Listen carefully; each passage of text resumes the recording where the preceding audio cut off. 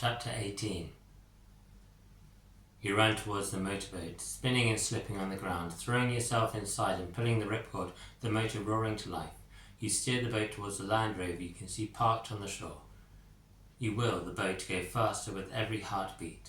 As the boat crunches onto land, you rise up to the car, and you see an unexpected face that pops up in the trailer. "Open," you say. "Jump in," he says, crawling to the driver's seat. "But how?" you say, opening the door. "I hid in the back all the way. He had no idea."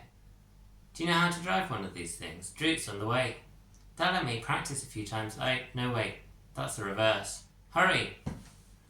Alban grinds into first gear, and mud sprays up behind the spinning wheels. The car bounces along an old dirt track, Alban accelerating as fast as he can. The engine roars. You fumble in the glove compartment for the directions to the safe house, trying to decipher the map and directions. The 4x4 skitters round a tight corner, and Alban tries to raise himself higher in the seat. Splashing across a ford, the car splashes through the stream water, spraying it into two wide arcs either side.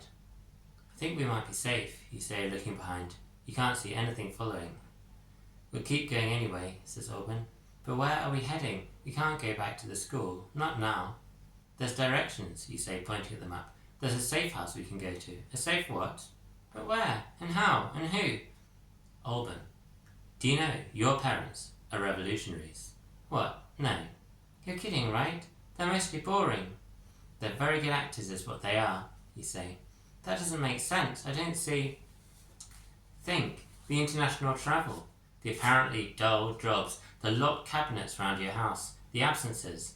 The way they won't really talk about some stuff." "But I thought all that was just normal." "Are you sure?"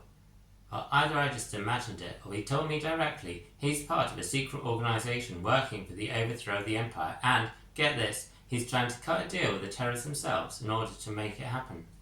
"Well, I would say you're crazy, but we are on the run from a magic school, chased by sinister agents of a corrupt and despotic empire, and even if we escape them, we might be destroyed by the terrifying shadows that roam the lands by night, so, yeah, I suppose it makes sense." "Damn, I almost forgot about sunset," you say. "But if we've outrun Droot, we at least have a chance." You turn, and in the distance you see something glinting in the low sunlight. "Oh no," you say. "Can you go any faster?"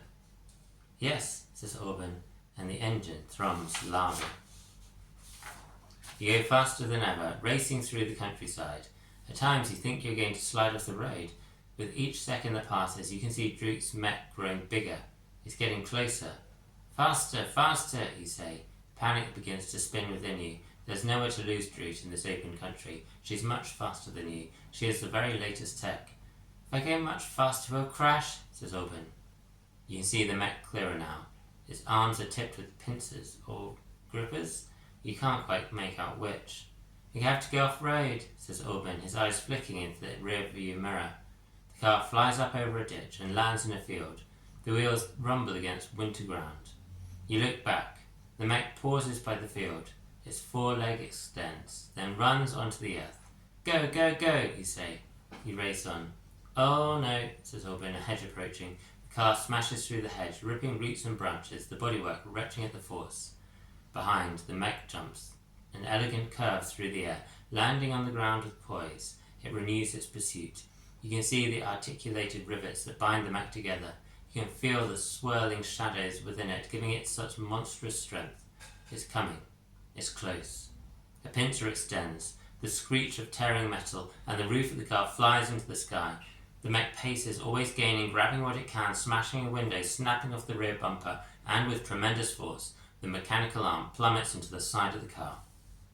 The wheels leave the ground, and you're spinning through the air, hurled into a flip with the noise of destruction. Crash. You close your eyes, feeling your body pummeled by force. The car stills.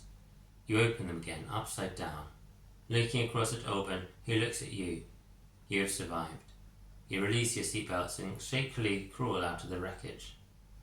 The mech towers over both of you. The twisted body of the 4x4 is between you and it. You look around. A field of bare cold earth, wide and open. You scramble run through it, stumbling over your own feet. Alban follows. There's nowhere to hide, nowhere to escape to. You run anyway. Droop fills you with terror. You hear the noise of the machine chasing. And yet, something rises within you, some antidote to fear. Let's stop running, you say. Yes, there's no use, says Orban, panting. She's gaining on us. No, we don't give up. We choose to face her, you say. But we can't fight her. We can try. You stop, you turn. You meet Droop's eyes. They're wide and crazed. You can hear your heart thumping, feel the blood streaming through your veins. You extend your hand and try to concentrate. Try to remember the lessons about shaping the darkness, about calling it out, about summoning it to fulfill your will. Breathing heavily, a small wisp of darkness begins to gather within your cupped calm. You flinch, seeing what you're wielding, that you are gathering power, ready to strike. When it is formed, you launch it towards the mech, now only 2 strides away from you. The shadow speeds towards the mech and bounces off. It does nothing. A great tiredness washes over you. Droop raises the glass hood of the mech so you can hear her agile laugh. You cannot wield shadows before awakening, young one, she says. The power is dormant. Nothing can change that. You won't win, you say. We'll fight with our hands if we have to. Pathetic, says Droop. Today I'll be rid of both of you. And you, Miss Shadowstorm, do you know exactly what to expect? I'll start with your trembling friend. The pincer descends and extends and grabs Orban, lifting him into the air. He screams, "Let me go," says Orban, pushing at the claw with his hands. At every push, a spark rises. And then, with the sound of bending metal, the claw drops off the mech, landing on the silent earth. "Ow," says Orban, rubbing his bruises, wriggling out of the claw. "What?" says Droop, anger curling into her voice. You stare, wondering what happened. And then you realize, the thought blooming inside you like hope. "Orban," you say, "that thing runs on shadow energy, and you are like a walking, talking anti-shadow. When your skin touched it, it started falling apart." Droop's eyes widen. Orban smiles and rolls up his sleeves. He jumps up towards the mech. Droop begins to turn it, but it's too late for her.